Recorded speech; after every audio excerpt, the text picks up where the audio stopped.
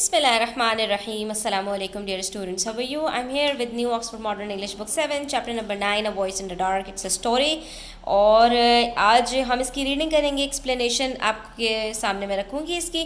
तो video and तक ज़रूर देखिएगा. अच्छी लगे तो लाइक कमेंट शेयर कीजिएगा. चैनल सब्सक्राइब नहीं किया तो प्लीज़ सब्सक्राइब कर लीजिए. बहुत ही एक अच्छी स्टोरी है और इसकी ट्रेजिक एंडिंग भी होती है. मैं आपको ये बता दूं तो सस्पेंस से भरपूर स्टोरी है. आपने बीच में स्किप नहीं करना. आपको बहुत मज़ा आने वाला है. The snow was still deep and the mornings and evenings cold when a week after this we reached Ottawa. Ottawa आपको मैंने बताया था जब हमने वर्ड्स मीनिंग इसके डिस्कस किए थे कि वो कनाडा के अंदर एक जगह का नाम है. ठीक है, तो ओटावा यहाँ पर वही मुराद है. अब यहाँ पर आपको ये बता रहे हैं बच्चों. अच्छा, ओटावा कैपिटल है उसका और यहाँ पर एक और जगह का नाम आएगा विनीपेग. तो वो एक सिटी है कनाडा का. तो आपको यहाँ पर बच्चों ये बता रहे हैं कि ये विंटर का सीज़न चल रहा है क्योंकि मॉर्निंग्स और इवनिंग्स कोल्ड हैं, जिससे ये अंदाज़ा हो रहा है कि ये जो है वो सर्दियों की शाम है. ठीक है. This slow traveling was not at all my liking and I often persuaded my companion to make more haste towards Winnipeg. तो अब ये जो ट्रैवलिंग थी हमारी, ये स्लो ट्रैवलिंग थी और ये इस तरह की ट्रैवलिंग्स मुझे पसंद नहीं थी. मैं अपने साथी से जो उसके साथ हुआ करता था, ऑथर के साथी की यहाँ पर बात हो रही है और यहाँ पर उसका जो साथी है वो कौन है, यहाँ पर आप देख सकते हैं. नरेटर जो है वो डेविस है, W.H. डेविस, और उसका जो साथी है उसका नाम था 3 फिंगर्ड जैक, क्योंकि उसके हाथों में सिर्फ 3 उंगलियाँ थीं. तो वो अपने साथी से कहता था कि यार हमें कोई ऐसी ट्रेन पकड़नी चाहिए जो हमें ज़रा जल्दी पहुंचा दे. ये रुकती रुकाती ट्रेन्स ना मुझे बिल्कुल पसंद नहीं आती. This he agreed to do. So the next morning we jumped a freight train determined to hold it for the whole day. तो अब इन्होंने क्या सोचा कि हम जो है ना कोई लोकल ट्रेन पकड़ने के बजाय हम क्या करेंगे, एक फ्राइट ट्रेन पकड़ेंगे जो कार्गो या लोड ट्रेन होती है और वो थोड़ा सा फास्ट जाती है, रुकते रुकाते हर स्टेशन पे नहीं जाती. तो इन्होंने अगले दिन ऐसी ही ट्रेन लेने का फैसला किया. अनफॉर्चुनेटली बदकिस्मती से it was simply a local train, लेकिन ये भी एक लोकल ट्रेन ही निकली. And being very slow having to stop on the way at every insignificant little station. और लोकल ट्रेन्स का काम ही यही होता है, जहाँ छोटे छोटे स्टेशन आते हैं, क्योंकि उनके ऊपर जो लोग सफ़र कर रहे होते हैं वो छोटी छोटी कस्बों और शहरों के रहने वाले होते हैं. तो उस ट्रेन को हर जगह रुकना होता है क्योंकि उसके वहाँ पर पैसेंजर्स चढ़ते और उतरते हैं. We left it at a town called Renfrew. अब इन्होंने जो ट्रेन पकड़ी तो वो भी स्लो ही निकली. एक लोकल ट्रेन ही थी, उन्होंने फ्राइट ट्रेन समझ के चढ़ गए थे, लेकिन ये भी एक लोकल ट्रेन ही थी. तो ये रेनफ्रू पर उतर गए, एक स्टेशन पर उतर गए. Intending that night to beat a fast overland passenger train which would convey us 400 or 500 miles before day break. इन्होंने क्या सोचा, इन्होंने ये इरादा किया, इंटेंडिंग इरादा किया कि हम एक fast overland passenger train, overland का मतलब जो ज़मीन के ऊपर चलती है, अंडरग्राउंड भी हो सकती है, हम ऐसी ट्रेन पकड़ेंगे जो इधर उधर ना रुके और हमें 400 से 500 माइल्स तक जो है वो ट्रैवल करवा दे दोपहर चढ़ने तक. Object we sat in the stations waiting room. Object का मतलब यहाँ पर क्या है, इंटेंशन, गोल, कि इस इरादे से हम वेटिंग रूम में बैठ गए अंटिल इवनिंग, शाम तक. And then some 20 minutes before the train became due we slipped out unobserved and took possession of an empty car. तो इन्होंने क्या किया कि जो है वो जब ट्रेन ड्यू हो गई तो ये वहाँ से वेटिंग रूम से निकले कि इन्हें कोई नोटिस ना कर सके, कोई इनको देख ना सके छुपते छुपाते, और ये जाकर एक कार के अंदर बैठ गए. स्टेशनरी सम डिस्टेंस अवे, जो कि खड़ी हुई थी अपनी जगह पर कुछ डिस्टेंस पे, थोड़ी सी दूर. From which place we could see the train coming and yet be unseen from the station platform. जहाँ से हम ट्रेन को आते हुए देख सकते थे लेकिन हमें वहाँ से कोई भी नहीं देख सकता था. और ये वजह क्या थी छुपने छुपाने की, क्योंकि वो बगैर टिकट के ट्रेन में सफ़र करते थे, तो वो अननोटिस्ड रहना चाहते थे. This train would soon arrive for passengers were already pacing the platform. The luggage was placed in readiness and a number of curious people having nothing else to do had assembled here to see the coming and going of the train. अब यहाँ पर ये बता रहे हैं कि train bus आने ही वाली थी, उसकी सीटी वगैरह की आवाज़ें आ रही थी और बाकी चीज़ें जो इन्होंने बताया कि किससे अंदाज़ा हुआ कि ट्रेन आने वाली है, कि पैसेंजर्स जो थे वो प्लेटफॉर्म की तरफ बढ़ना शुरू हो गए. लगेज की तैयारी पकड़ ली, सबको सामान को सेट कर दिया गया और बहुत सारे बेकार लोग जो सिर्फ टहलने आते थे और इधर से उधर घूमते रहते थे, वो भी जमा हो गए ट्रेन को देखने के लिए। इससे अंदाज़ा हो रहा था लोगों की रफ्तार से, लोगों की तैयारी से, कि ट्रेन बस आया ही चाहती है। तो यहाँ पर आपके पास एक क्वेश्चन भी आएगा स्टूडेंट्स, ये सारी मोटी मोटी बातें अपने जहन में रखा करें, क्वेश्चंस को सॉल्व करते हुए आपको आसानी होगी। At last we heard its whistle, आखिरकार हमें ट्रेन की जो सीटी थी वो आवाज़ आ गई। And looking out we saw the headlight in the distance drawing nearer and nearer. It steamed into the station without making much noise, for the rails were slippery, there still much being ice and snow on the track. यहाँ पर इन्होंने हमें एक और बात बताई जिससे पता चल रहा है कि बर्फ़ पड़ी हुई थी ट्रैक्स के ऊपर, कि ये सर्दियों का सीज़न था। अब जब ट्रेन आना शुरू हुई है तो हमने उसकी सिटी की आवाज़ सुनी, उसकी हेडलाइट्स जो है वो जलती हुई नज़र आई थोड़े से डिस्टेंस के ऊपर, और वो बढ़ती ही चली आ रही थी।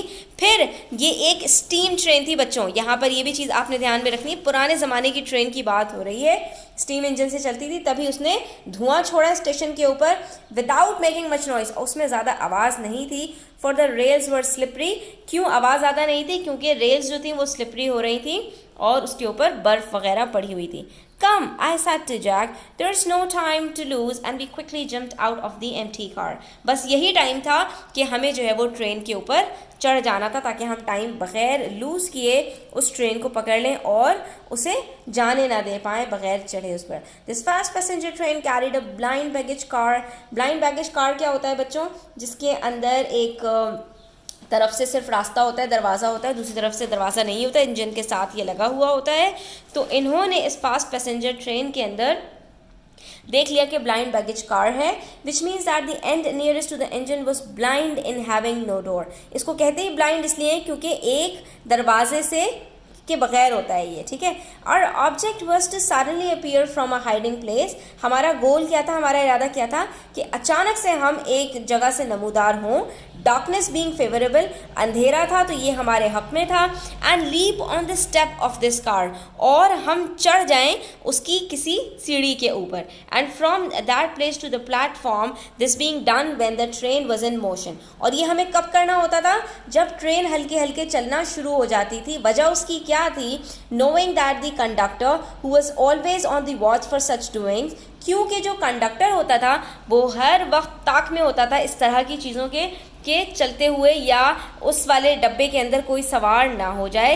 Rarely stop the train to put man off, लेकिन जब ट्रेन चलना शुरू हो जाती थी तो वो बहुत मुश्किल से ही, यानी हार्डली वो किसी को उस डब्बे में से उतारता था, यानी वो उसमें से किसी को नहीं उतारता था।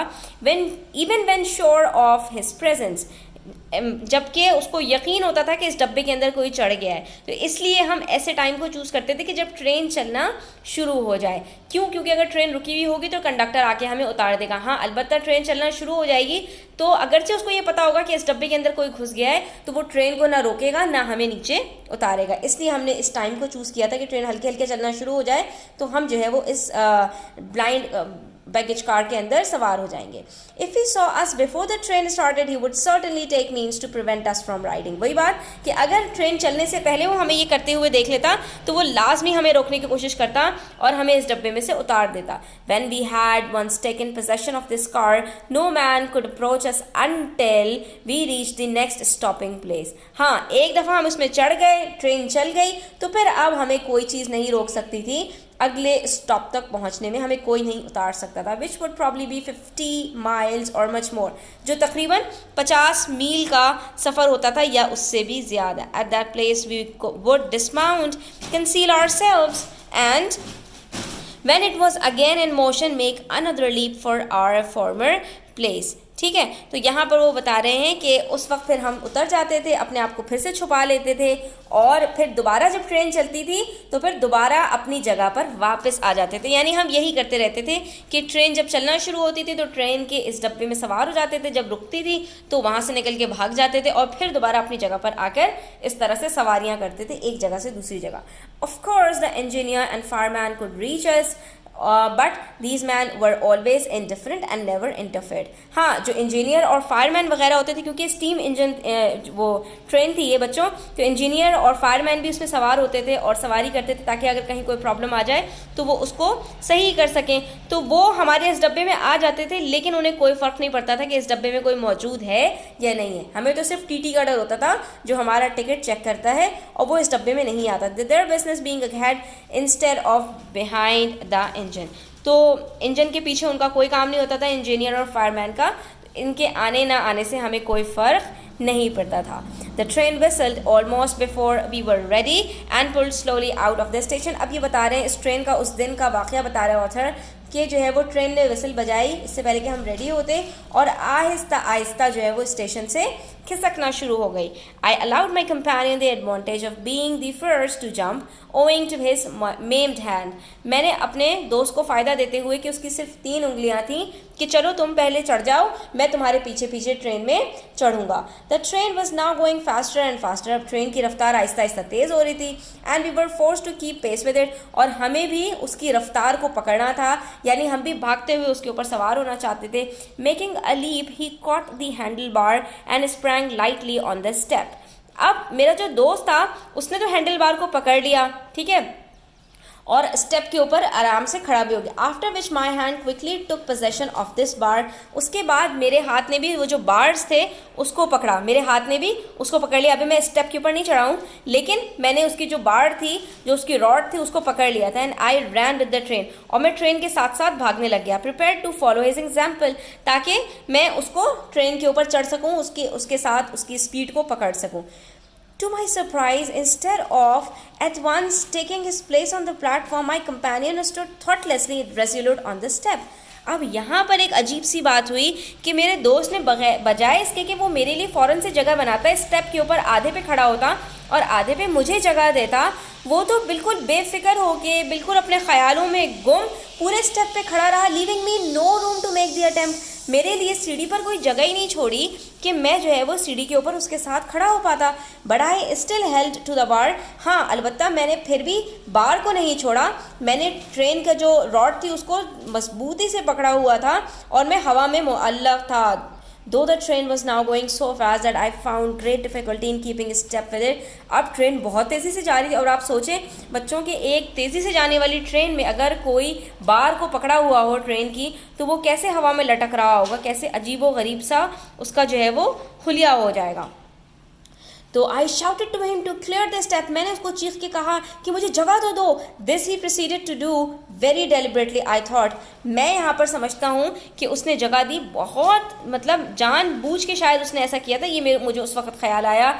Taking a firmer grip on the bar, मैंने जो है वो एक मजबूती से पकड़े हुए बार को I jumped but it was too late. मैंने उसके ऊपर जंप करने की कोशिश की, यानी उसने मुझे अब जब जगह दी तो मैंने ट्रेन के जो स्टेप था उसके ऊपर जंप करने की कोशिश की, बट बहुत देर हो चुकी थी। For the train was now going at a rapid rate, क्योंकि ट्रेन अब बहुत तेज़ रफ्तार से जा रही थी। My foot came short of the step, मेरा जो पाँव था वो स्टेप के ऊपर चढ़ ही नहीं पाया। एंड आई फेल, और मैं नीचे गिर गया। And still clinging to the handle bar was drag several yards before I relinquished my hold. इससे पहले कि मैं अपना हाथ छोड़ता, मैं लहराता हुआ बहुत दूर घसीटता हुआ जाकर गिरा। एंड देयर आई ले फॉर सेवरल मिनट्स, जहाँ पर मैं काफ़ी देर तक पड़ा रहा। Feeling a little shaken while the train pass swiftly on into the darkness. और ट्रेन मुझे छोड़कर चली गई, क्योंकि जब तक मेरे दोस्त ने मुझे जगह दी मैं ज़मीन पर गिर चुका था। Even then I did not know what had happened. और जाहिर सी बात है, जब इंसान के साथ इस तरह का हादसा होता है तो उसे कुछ समझ में ही नहीं आता, मुझे भी नहीं समझ में आया। For I attempted to stand but found that something had happened to prevent me from doing this. मैंने खड़े होने की कोशिश की, लेकिन मुझे ये अंदाज़ा हो गया कि मेरे साथ कुछ मसला हो गया कि मैं खड़ा नहीं हो पा रहा था। Sitting down in an upright position I then began to examine myself. मैंने बैठते हुए अपने आप को देखना शुरू किया कि and now found that the right foot was savoured from the ankle. अब मुझे ये पता चला कि मेरा जो टखना था उससे मेरा पाँव उखड़ चुका था, यानी मेरे पाँव कट गया था। यहाँ पर उसके साथ एक हादसा हो चुका था। This discovery did not shock me so much as the thoughts which quickly followed. मुझे इसको जो है वो देख के बिल्कुल भी शौक नहीं लगा, क्योंकि जाहिर सी बात है मैं इतनी दूर से गिरा था तो ये तो होना ही था। For as I could feel no pain, मुझे कोई दर्द नहीं हो रहा था। I did not know but what my body was in several parts and I was not satisfied until I had examined every portion of it. ठीक है, मेरी जो क्या नाम, मेरा जो जिस्म था वो टुकड़े टुकड़े हुआ था और मैंने अपने एक एक पार्ट को एग्जामिन करने की कोशिश की, एक एक पार्ट को जांचने की कोशिश की। Seeing a man crossing a train, मैं अपनी बॉडी के पार्ट्स को देख ही रहा था कि मेरे सारे बॉडी पार्ट्स ठीक हैं या नहीं हैं।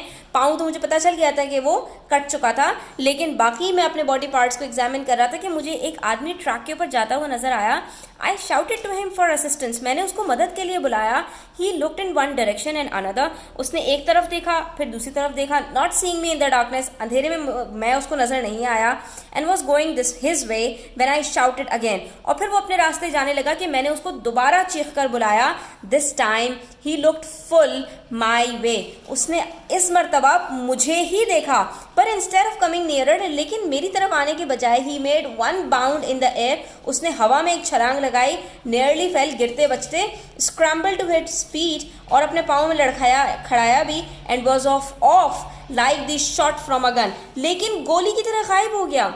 बजाय इसके कि वो आके मेरी मदद करता, वो हवा में जो है वो गोली की तरह गायब हो गया। This man was sought after for several weeks, इस आदमी को बहुत अरसे तक तलाश किया गया।